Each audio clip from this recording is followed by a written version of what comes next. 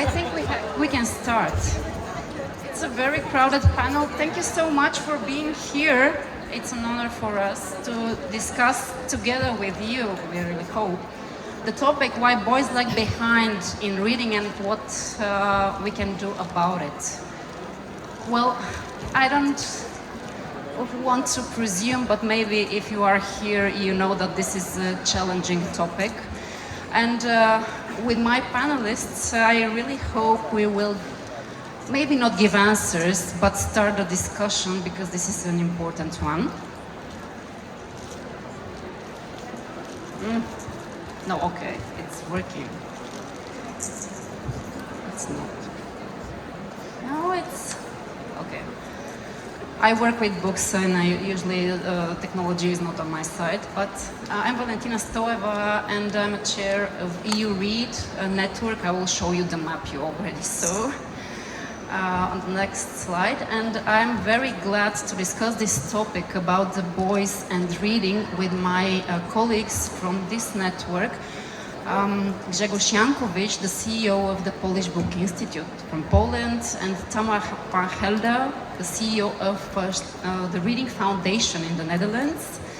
Emija Emilija Grigorjeva, she's an expert at the National Library of Latvia, and Viktoria Marcinova from the Land of Readers in Slovakia. So we have a very international panel, as you can see. But what unites us is this is EURead, network of 34 organizations from 29 countries covering geographical Europe. We are reading promoters, and we truly believe that every person has the right to become a reader, because this is good not only for your school grades, but also for being, well, I would say a normal person in a way. And well, we as reading promoters, we know well that boys are lagging behind, and this is confirmed also by international research. No? I would like to show you the PISA results. So this is the average performance of 15-year-old students in reading, and as you can see, the results are not very nice in a way. We have a big problem, because this means that we have boys that are lagging behind and that they cannot reach level 2 in PISA, which means that they can read the words, but they cannot understand what it means. And you can see graphs from Bulgaria, Netherlands, Poland, Slovakia, Latvia, and the OECD average, and the blue line is the boys, so you can see that they are always lagging behind. So we are going to explore this topic on why is it happening like this. So, dear colleagues, I would like to ask you, to what extent is reading still socially coded in ways that may disadvantage boys? Because we see it as quiet, compliant, inward-looking, and perhaps even as not for them activity. What is causing these results we can see on that graph? Yeah, I think one thing is probably role models. If we look around here, I think there are less men than women, for example. And in National Library of Latvia, we also had this reading promotion program dedicated especially for men. It was called Men, Fathers, Readers. And before that year, the participants that were men were less than after the year we made it a big poster with a cartoonish different men and boys, and that year we also had gifts for the participants, and it was a big thing. And just now, a few hours ago, I spoke with Mare from Estonia, and she said that in Estonia there was a research this year that actually showed that the least readers are men among 30 to 40 years old, so that those are role models for the boys too. It's definitely socially and culturally coded, and the research shows that boys perceive reading as feminine activity for many reasons, partially because of the experience at home, partially because this is how it is presented at the educational institutions.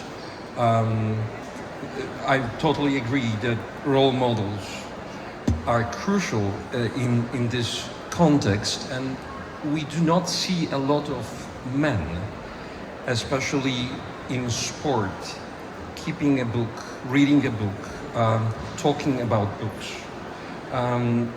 It's also very important to notice that when we have programs at the libraries, for example, the selection of books is not always, it's not targeting boys, but more often girls. We have this program, Small Book, Great Person. This is a bookstore program, a huge one of the biggest in Europe. And we can observe when we lose boys as readers, it's somehow between 9 and 11. That's when, this is the period of time, this is the age when they just go somewhere else, picking up other activities, social activities, cultural activities. The Book Institute tries to find a way to operate in the fields that are popular among boys, to attract their attention to reading and to combine, for example, sport and reading. I will present you some of our tools, some of our instruments later to inspire similar actions in your countries. Thank you so much. Vicky?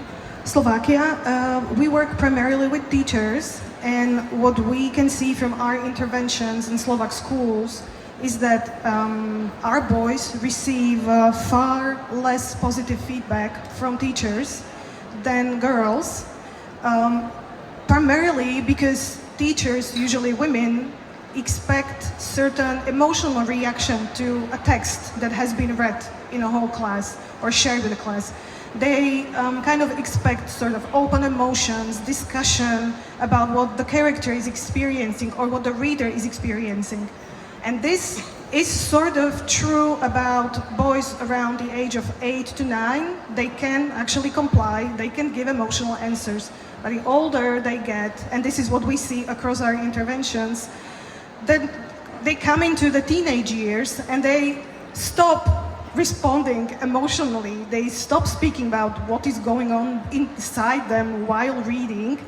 Not to even mention that very often the texts that you read at schools, that you are made to read at schools, are very old texts and should be really revised. So that's one of the problems, that they do not, their behavior and their reading behavior is not the type of behavior that a teacher is expecting.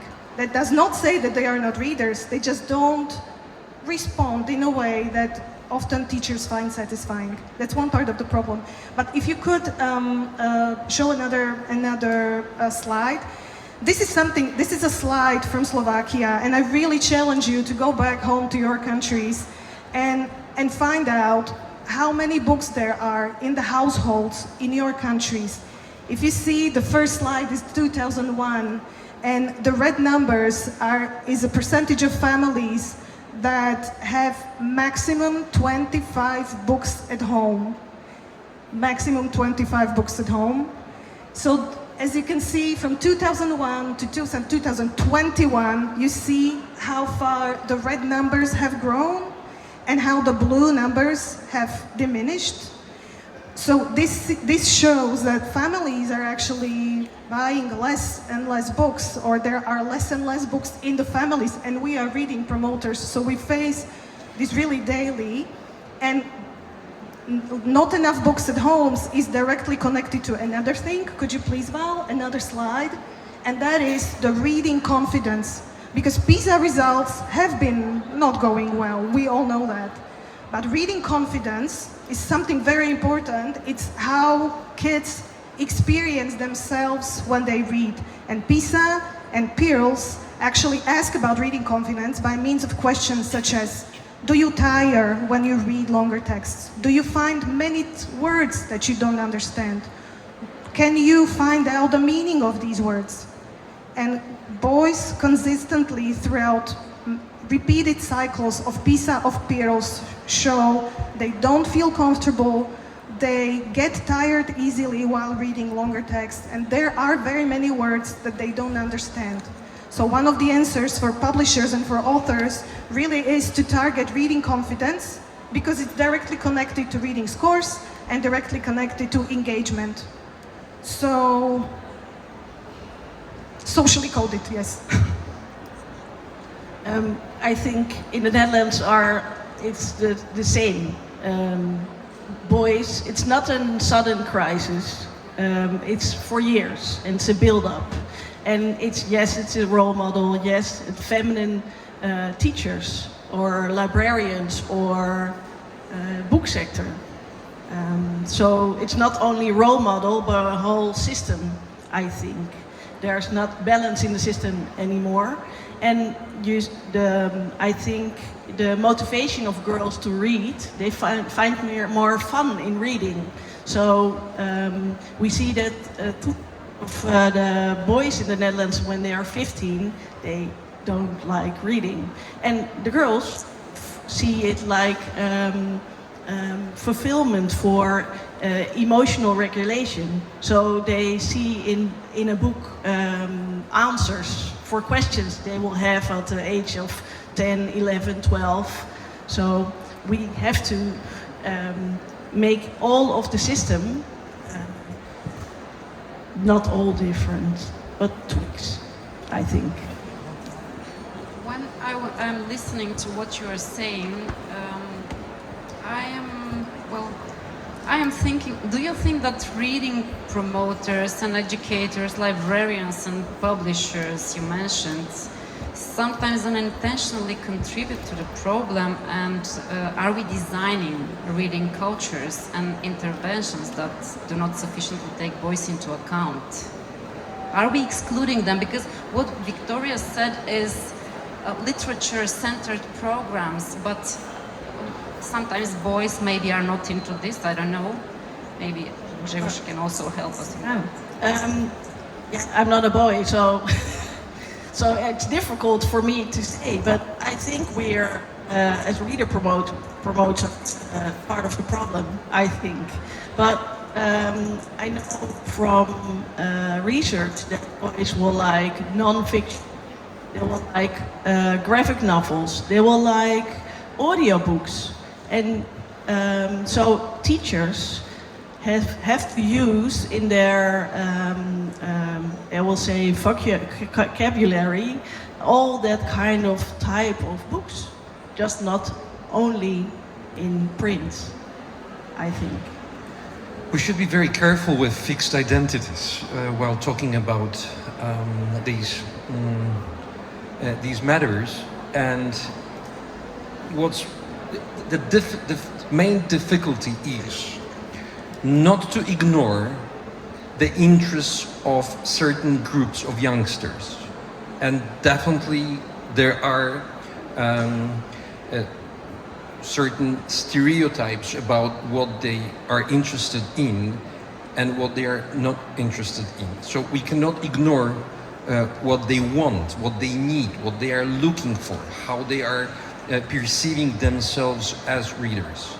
But at the same time, it's we cannot just fully fulfill the need, because we will actually become a part of the problem. If we ignore the interest of young boys and will not provide them with books about, for example, sports figures, sport models. We will not initiate the conversation. The conversation will be impossible because this is exactly what they want, what they need. But if we enter the field, if we enter this space and we'll start talk only about the books about sport, then they will stay there. They will stay with reading, but the type of reading, this type of activity will be actually an element of their given form of life. And probably we'll all agree that reading, the stories and reading, help us with negotiations with fixed identities. We will agree that it's very easy to open the gates of our identities and explore something new, something unexpected. So it is very difficult to combine the two. Of course, the first step, the first impulse should be very affirmative for the needs and for the interests. And then slowly, gently, subtly, and consequently, we should lead them to other fields. Vicky, what do you think of it? I was going to ask, how many of you have 2 or 3 bookshelves at home filled with books? 2 or 3? Okay. How many of you have 2 or 3 only? Only. How many of you, as you are here, have more than 10 bookshelves of books at home? And how many of you would say bajillions books at home? Yes. Yes, but imagine that you are this 10-year-old boy who has grown up in a household where there is maximum 25 books. Can you imagine growing up in a household where there is 25 books max, and not children books, all the books, counting cooking books? I have one shelf filled with just with cookbooks.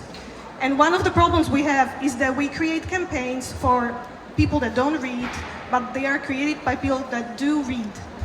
It's very hard for us to actually understand what they are going through, what do they like about the books.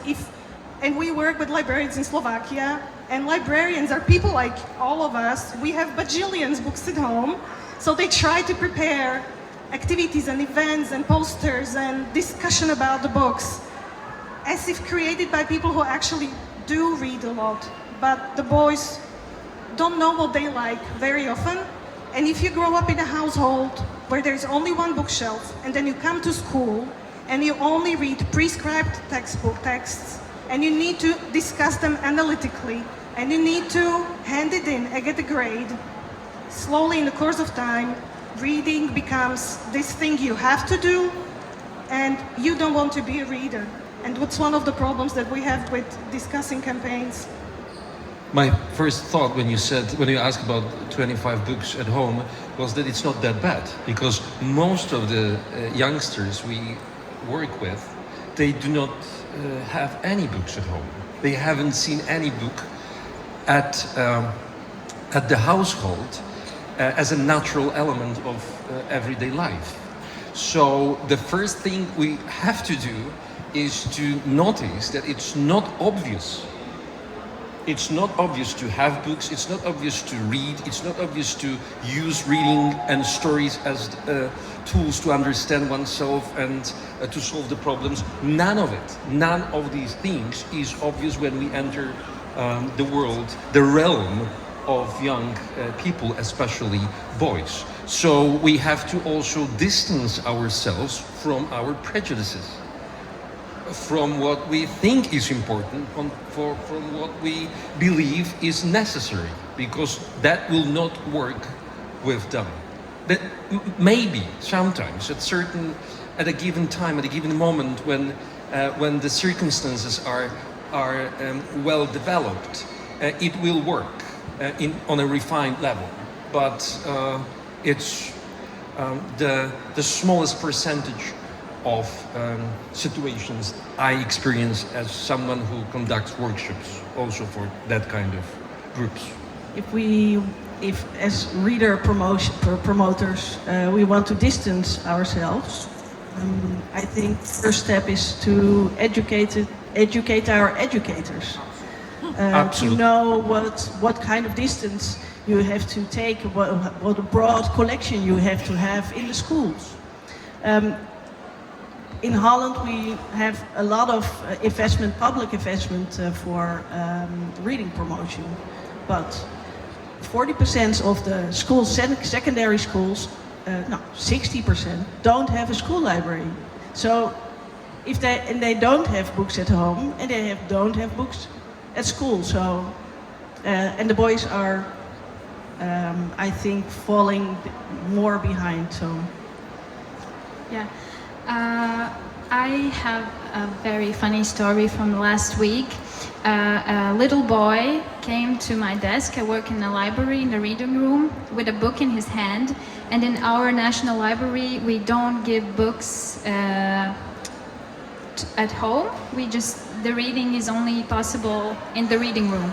So I already started to say that, oh, sorry, we don't give books at home. And he was like, why would I take this home? Like, he was genuinely surprised that I thought he would do that. So that really shocked me. So I really agree with what you're saying, but I want to finish on this question with a positive experience. I worked as a teacher in high school when I was 20, I think. And that's crazy because we lack teachers in Latvia, and I was studying philology. So I was there. And I was super scared because there are people, students coming in the classroom that if I would pass them on the street, I would think that they're older than me. And I was like, what the hell? What can I do with these kids? And we had to talk about 20th century poets and play, and there's a motive about prodigal son. So I was like, oh my God, I can't compete with the older teachers that have like experience and everything. And what we did, we started with rap because there was a rap album that came out that year, and I've noticed that the kids really like the rapper, and it was the story about the prodigal son. So we started there, and then we kind of came back to the literary part. But I think, yeah, we need to think what do they like, not push them to like what we want them to like. Thank you so much for this positive story, but I really like statistics because we need to know where we stand so that we can find the right solution. So I would like to ask you, what are we losing, not only as numbers in PISA and PIRLS, but as a society when we leave boys behind? What is the price we all pay as a society? I know it's a really... It's a very precise question. We lose a lot, not only the culture of reading, literacy, literature as something important element, crucial element of our society, but we actually lose the cognitive skills that are crucial for those young boys later when they enter the space, the world of work.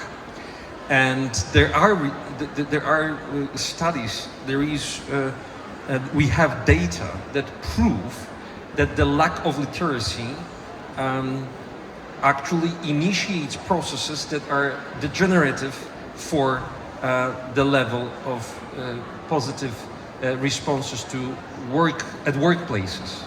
This is something that it's proven. It's not only our imagination. We also lose the very important instrument of communication. If someone said that, I guess it was you, that boys do not perceive reading and stories as a tool to understand themselves. They do not look for answers in books. because they are convinced by parents, colleagues, or teachers, or whoever is there responsible in charge of talking to them. They are convinced that they should look for these answers elsewhere. So we actually lose tools for communication, which is important from the standpoint of social interactions.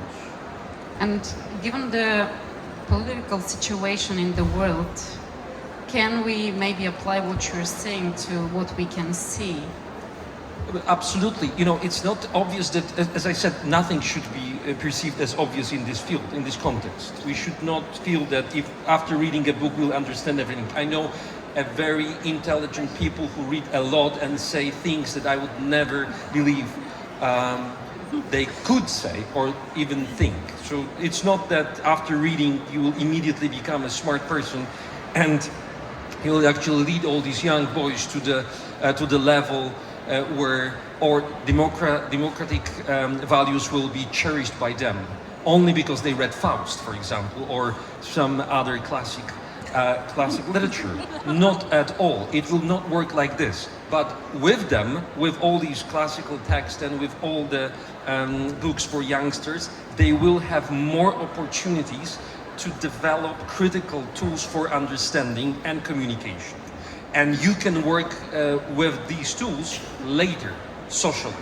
Without these tools, we'll just exchange memes that become more and more, how to say, intense, especially in last days. Reading, it's not a book with all the answers, but all the questions. It's learning critical thinking, critical literacy. You need that to survive in society.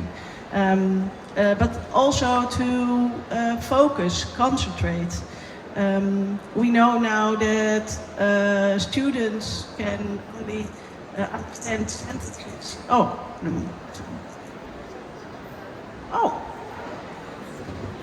Is it? Yeah? Okay. It's working again. Okay. They can't read sentences with 30. A sentence from more than 30 words. They can't read it anymore. And we need it for concentration. We need deep reading, and boys as well. And with society, with all the digital and AI, the thinking will be, we give a thinking at the technology, but you have to think for yourself. And reading will give you that. And they will miss that. By the way, the SEO platforms, they advise you to not make sentences longer. At first it was more than 25 words. I think now it's even lower number of words in a sentence. But what do you make of it? I was going to... Are we still with the same question? But of course you can... It's a panel discussion. It's a panel discussion. I was going to say, I was thinking about what is it that we lose if boys stop reading. And I was going to say that what we see at schools is that when we talk about reading, the boys imagine reading fiction, novels, poems, girl novels, boy novels, dragons, sci-fi, but still speaking about novels. This is what they imagine in novels. And we know, and it was mentioned already, how much they like graphic novels. What we see at schools is they love non-fiction books, how they love startup books, business books, and it would be boys of the age of 11 or 12 already thinking about their future business, or just reading biographies, or reading about simply Minecraft manuals, or other things that are simply manuals, completely different genres. And I believe this is what we would lose. We would simply lose this huge room in which everyone is a reader. And we are all book lovers here, and we don't want to be making other readers better than other readers. We don't want to be snobs here. And so this is what we would lose. We would simply isolate them because you don't read this, and I think you should be in the other room. It's like with smokers in airports, you know, they are in that tiny room full of smoke, and you cannot imagine how you would even enter the tiny room full of smoke. So we don't want to be doing that because often they have really good ideas about common topics, but coming from non-fiction books. So they are an elemental part of the discussion. I can confirm that my son is turning 12, but he's already made his business plan, and he has, he used some books about this. So you're completely right, and I'm glad that you led us to here, because I have a question, and this is maybe for Emija, I think, but of course to all of you. What kind of books, formats, or reading experiences seem to work especially well for boys? Particularly those who not already see themselves as readers, and do boys need different books, or do they need different entry points into books? You mentioned some, but I know you have a lot to share. Thanks. Can we go to... Yes. So I will talk a bit about our National Library's reading program, which is called the Children's, Youth and Parents Reading Program. It's quite old. When I was a kid, I also was in this program, but it goes on and it changes with time, and the numbers are really big. For example, this year, the participants was 23,000, more than 23,000. And I don't know, have you read these books? If you have, you can sound. Yeah, yes. So there are comic books, there are detective books. Yes, for example, what I want to say, for example, Sibiro Haiku is a Lithuanian comic book, and you would think that boys would like it, and they did, because 36% of boys liking this book as the best book is quite a big number, but those were actually girls who voted more.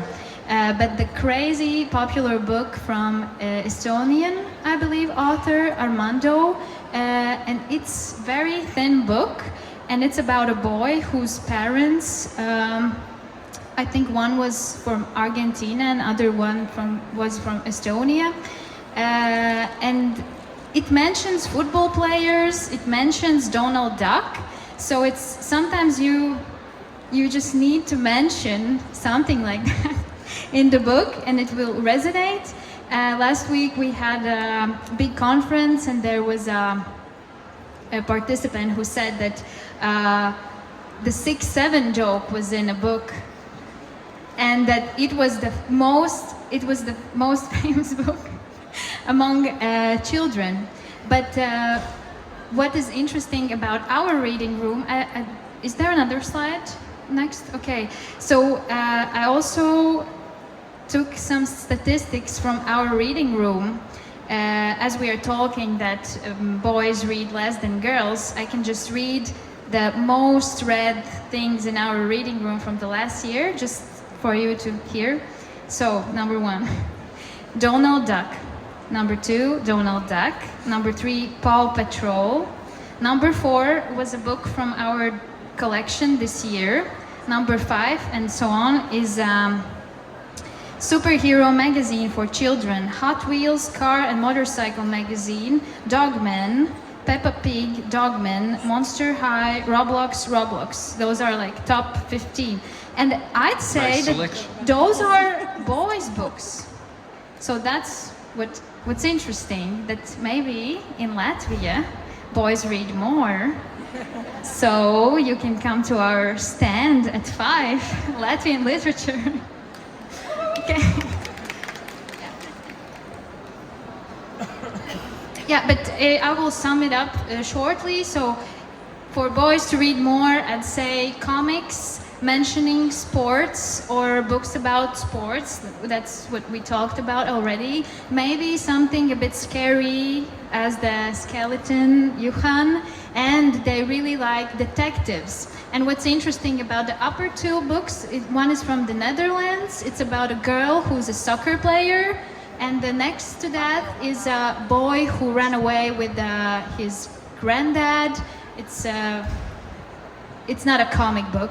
So you would think that boys would read books about sports, but they just want to be associated with the main character. So it's only interesting if the sportsman is a boy, not a girl, as it was in the Netherlands. It's very similar in Poland. When you talk about Armando, and you said that there are football players in it and Donald Duck, I had this thought that the only thing better than that would be Donald Duck as the football player in a book.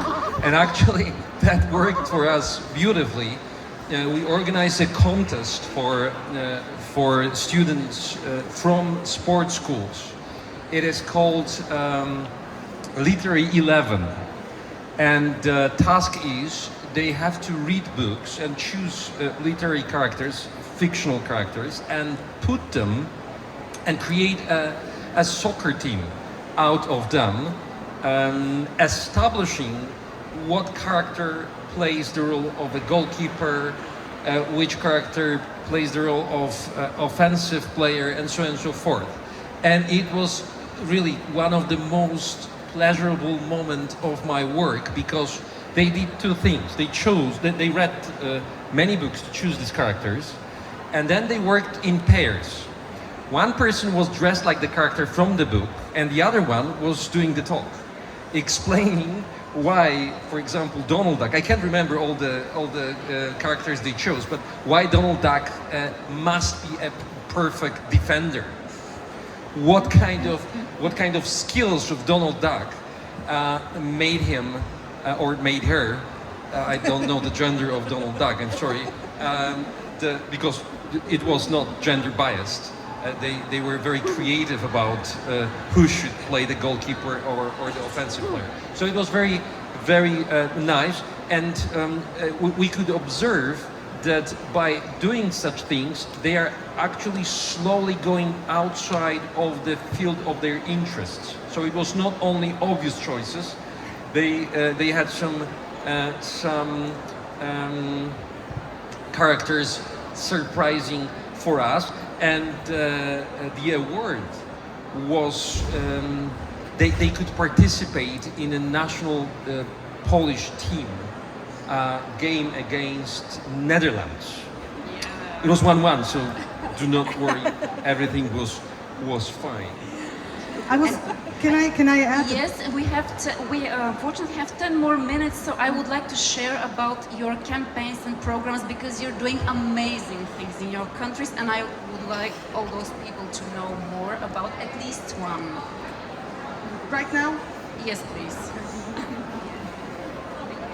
You can start. I was going to say that, in Slovakia, we work a lot with local bookshops, and whatever we learn from boys and children and teachers in classes, we bring this knowledge into the bookstores, where we help reorganize just the way that books are displayed and how they are organized.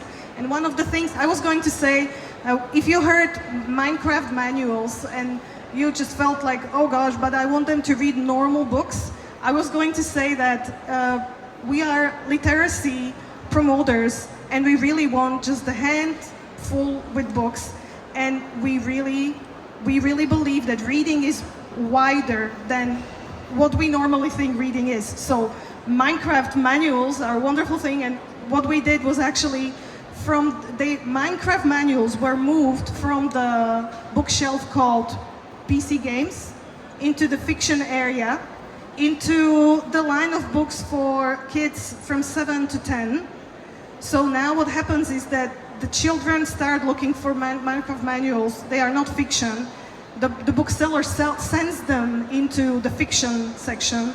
They find fiction section where they see their 12, 15, 20 Minecraft manuals right next to detective stories, right next to sci-fi for their age, and suddenly they see there is a bigger world here. So this is one of the things that we do. Whatever we learn at schools, we bring it over to bookstores, who then change their just basic action towards the kids. Tamar, what's happening in the Netherlands? One campaign. Yeah, a lot, but One okay, campaign. one thing. I think in this context, vocational educational training, so the boys from 16 and up, there's a project with football clubs, but they read fiction, literature at the football club. So they're doing the study for baker or a welder, and they go to the football club to read there with a role model from the football club. So that, but it's that was it's not really positive what I'm going to say right now. If it was so easy, football and Donald Duck, then we wouldn't have this problem. So there's more needed, I think. We are in Italy, and I always remember this line from Umberto Eco, who used to say that he could spend days reading Homer, Bible, and Dylan Dog. And I always remember about this combination. Dylan Dog is a very popular comic book series in Italy. I recommend you with full conviction to read those three titles. What we do, we prepared some handouts, and Katarzyna, my colleague from the Polish Book Institute, keeps them, but she will not keep them for good. So please, if you could circulate them. This is called Book Stadium. It's one of our projects, but that one actually fits very well to the topic we are discussing here. We started in 2024. Combining sport, combining football and literature, books and readings. And in 2024, we organized, it was a pilot edition, so we organized only 7 workshops at the clubs, conducted by trained readers and trained sportsmen. It was, we then developed the number of these workshops into 23 in the last year.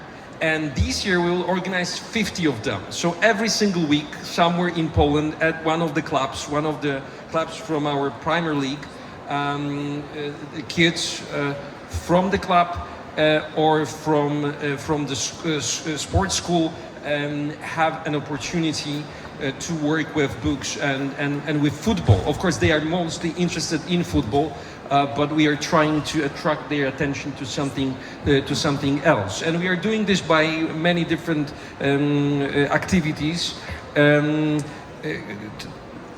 This year, the number of students participating in these workshops, this is 600. You may think that it's not that much, that's not that impressive. But actually, it's not only an individual thing. It's not that we are just there for a moment and then we leave them and move somewhere else. We are there with them for some time. So it's an ongoing project, ongoing program. I think that it's a good thing to have as a platform for the kids. And that is the last element of the Bookstart program, as I mentioned, because the Bookstart program is for the kids in the newborns, the kids from the kindergarten and from the first classes of primary school. So the next step is this book study. Yes, for Latvia we have a very fun and nice movement event. It's called the National Reading Aloud Competition. It happens every year. It's only for 5th graders. And it happens in all of the schools in Latvia. At first, kids choose their favorite book, and then they read some part of it aloud at their class, and then they go to the school competition, and then they go further and further, and we organize the last step, let's say, in our library, National Library. And that's a big event with jury and everything, and there are presents, and I think it's very interesting for boys because they like the competing aspect of it.